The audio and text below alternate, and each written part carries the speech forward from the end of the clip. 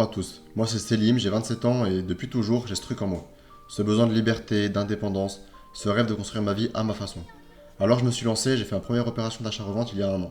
Ça a été un vrai succès et ça m'a mis une claque. J'ai compris que c'était possible, que je pouvais vraiment créer ma liberté, alors j'ai décidé d'y aller à fond. Aujourd'hui je continue, j'apprends, je galère, je progresse et j'ai créé cette chaîne pour tout vous montrer. Les doutes, les victoires, les erreurs. Bienvenue dans les coulisses d'un mec qui essaie de bâtir sa liberté. Bienvenue sur Mission Achat-Revente. Pour ceux qui n'ont pas vu l'épisode précédent, donc j'avais trouvé deux biens intéressants. Un dans le 17e, mais qui paradoxalement était en trop bon état.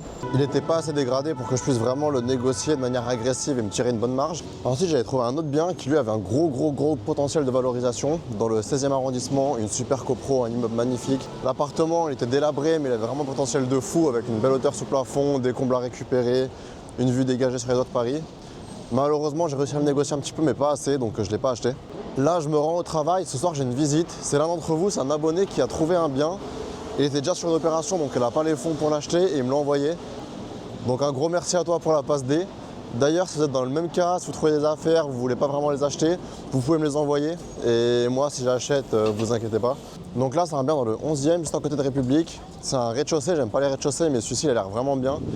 Il a affiché un prix super intéressant, il a une belle hauteur sous plafond avec une mezzanine. Il fait un petit peu petit lot. Et également, il y a une espèce de petite dépendance, donc c'est comme un KGB qui donne sur une courette extérieure, si j'ai bien compris, et qui est privative à l'appartement. Celui-ci sur le papier, c'est une affaire de ouf. Il est affiché à 150 000.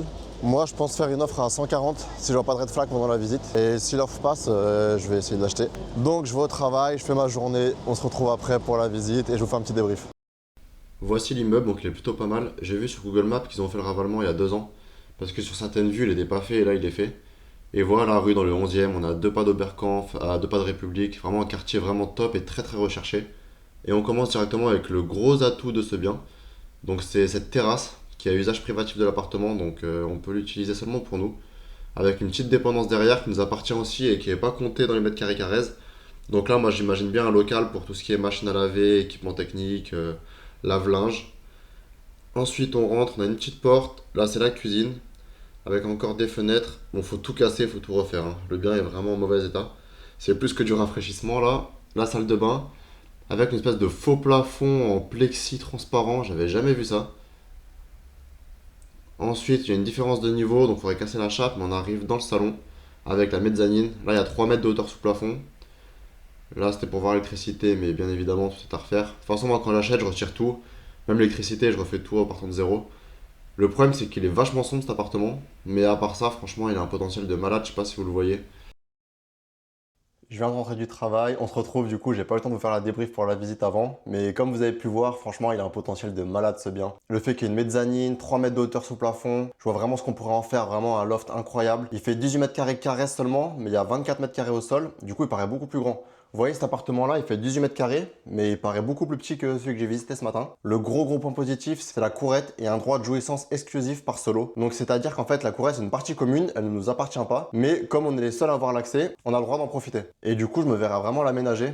Je sais pas en fait, avec le droit de jouissance exclusive, dans quelle mesure on a le droit de modifier les choses. Je sais pas si j'ai le droit par exemple de faire une chape et coller du carrelage, je ne pense pas. Mais du coup peut-être mettre juste des dalles de terrasse en teck ou des choses comme ça avec une table, des chaises, des fleurs. Je vais faire une petite vue 3D là, mais je pense que ça pourrait être vraiment pas mal. Et ouais, l'appartement, seul point négatif, c'est qu'il est très sombre, mais avec une peinture vraiment blanche, un parquet blanc aussi. Ça existe le parquet blanc, aspect vieilli un petit peu. Vous allez me prendre pour un fou, mais j'ai regardé des photos et ça fait vraiment bien. Avec un bon éclairage, pas mal de spots, des beaux luminaires, une lumière vraiment blanche, des belles appliques. Je pense que ça peut un peu pallier ce problème. Donc il est affiché à 150, je comptais faire une offre à 140. Il y a déjà une offre à 144 et une offre à 150. Ils prennent tous les dossiers, même si c'est une offre au prix, ils prennent tous les dossiers. Et il y a un courtier qui appelle pour vérifier le sérieux du dossier et du financement. Donc ce que je vais faire, c'est que je vais faire une offre à 145. J'ai fait les maths et ça reste encore très bon pour moi, 145. Comme ça, c'est sûr que je bats la personne qui est à 144. Et comme ça, si jamais celui qui a fait l'offre à 150, il n'a pas son crédit ou il y a un problème, il se désiste, et ben je serai le premier sur la liste. Donc je vais rédiger l'offre, je l'envoie. Ensuite, je fais l'appel avec le courtier, je fais mes vues 3D et je vous reprends. On se retrouve sur mon PC, je viens de faire des visuels avec l'IA. J'ai utilisé ChatGPT tout simplement. Donc moi, ce que je vois pour la terrasse, je vais vous montrer le résultat juste ici. Donc, l'option que j'ai prévue, c'est vraiment mettre des dalles en bois type Ikea ou Leroy Merlin. Quelque chose, au moins, si on me demande de le retirer, je peux le retirer et j'impacte pas la maçonnerie ni quoi que ce soit. Je vois bien également des tables, des chaises, beaucoup de plantes. Et pour moi, faire une terrasse comme ça valoriserait vraiment énormément ce lot. Et ensuite, pour l'appartement qui est assez sombre, donc je verrais bien une peinture vraiment blanche de partout. Parquet blanc, c'est vraiment pas courant, mais un aspect parquet blanc un peu vieilli, je pense que ça peut vraiment amener une petite touche un peu sympa et beaucoup de lumière. Vraiment avec des appliques lumineuses, jouer avec beaucoup de spots au niveau de la mezzanine. Une belle déco, pareil, assez neutre, éviter les couleurs assez foncées, des luminaires un peu style coton. Je pense que ça pourrait être vraiment bien. Franchement, l'IA, c'est un peu magique parce que là, ils arrivent à retranscrire un peu ce que j'ai dans la tête. C'est vraiment ça que j'imaginais. Ils ont réussi à le retranscrire de manière assez fidèle. Bon, je reviens d'une visite, c'était pas prévu, mais en fait, je suis allé accompagner quelqu'un qui veut faire comme moi, donc je l'accompagne un petit peu. On allait visiter un appartement, je vous balance les images juste là. C'était un appartement dans le 17e, super bien situé, vraiment à 2 rues de l'Arc de Triomphe, un quartier de malade. Donc je vous mets les images et je vous explique après. J'ai pas eu le temps de filmer la façade, mais l'immeuble était incroyable, c'est une copro de malade. Vraiment les immeubles bourgeois, les gros bâtiments énormes avec plein de cages d'escalier et tout. Vraiment le top. Maintenant, il y a eu deux gros problèmes. Bon, déjà, le point exceptionnel, c'était la vue sur la Tour Eiffel. Ça, je m'y attendais pas, c'était quand même incroyable. Mais les deux gros problèmes, de un, Sani Broyeur, alors qu'elle avait dit vrai WC. Et de deux, dans l'annonce, elle avait dit 15 mètres carrés. Sauf qu'au final, ce qu'elle n'avait pas indiqué, c'est qu'il n'y a que 7,8 mètres carrés carrés. Donc là où le prix au mètre carré était intéressant pour 15 mètres carrés, il n'est plus du tout pour 7,80. Bon, on se fait toujours une visite, hein, c'est toujours de l'expérience, c'est toujours cool, mais on ne prendra pas celui-ci. Maintenant, je reviens vers vous concernant l'appel avec le courtier pour l'appartement dans le 11e que j'ai envie d'acheter. Comment dire ça?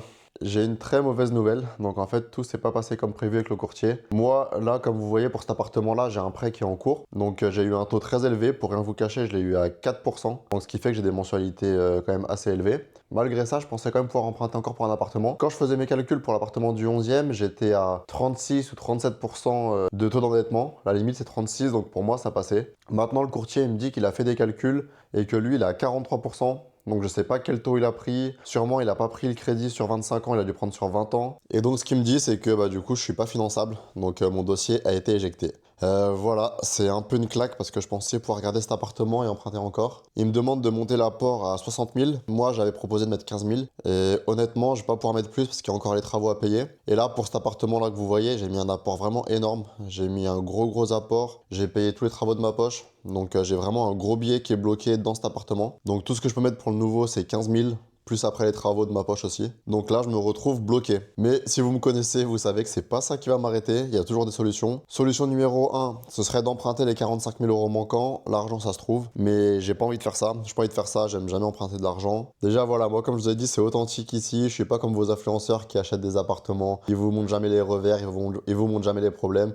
Moi, je vous le dis, j'ai un problème, mon financement a été refusé. Voilà. Je peux pas acheter 3, 4 appartements d'un coup pour l'instant au stade où j'en suis. Donc, je vais devoir arriver à une solution qui me plaît pas tellement, mais c'est vendre cet appartement. Je comptais le garder un peu parce qu'en fait, j'ai emménagé dedans. Il est dans le cœur de Paris, là, je suis trop bien, je vis ma meilleure vie. Mais j'ai pas trop le choix, mes projets, ça passe avant, mon ambition, ma vision, ça passe avant mon confort. Et vous voyez cette mentalité qu'il faut avoir. Il y a beaucoup de gens, s'ils se retrouvaient dans cette situation, bah, ils se diraient juste, ah bah du coup je suis bloqué, voilà, je vais pas acheter un autre appartement. Mais en fait, c'est pas la mentalité qu'il faut avoir. Quand on a une vision, quand on a un but, faut tout donner pour. Si t'arrives pas à avoir de l'apport pour acheter un appartement, tu vends ta voiture. Si t'es pas prêt à vendre ta voiture, c'est que ton rêve est pas assez grand. T'es bloqué, tu vas enchaîner, tu vends ton appartement. Tu sais pas où tu vas aller, c'est pas grave, tu vas te débrouiller, tu vas trouver quelque chose. En fait, le seul moyen de vraiment réussir, mais de manière vraiment très élevée, faut être prêt à tout sacrifier. La route va être semée d'embûches, ça c'est sûr. En fait, devant chaque problème, c'est une occasion de progresser et on voit jamais l'image dans sa globalité. Ce que je veux dire par là, c'est qu'en fait, là, je vais devoir le vendre, mais imaginons, si ça se trouve, si je l'avais gardé, et bah dans 6 mois, le marché se serait cassé la gueule. Et au final, c'est mieux pour moi de le vendre maintenant. Ou peut-être en le mettant en vente là en janvier, je vais trouver un acheteur qui sera prêt à l'acheter super cher, mais dans 3 mois, ça aurait pas été le cas. On sait jamais en fait.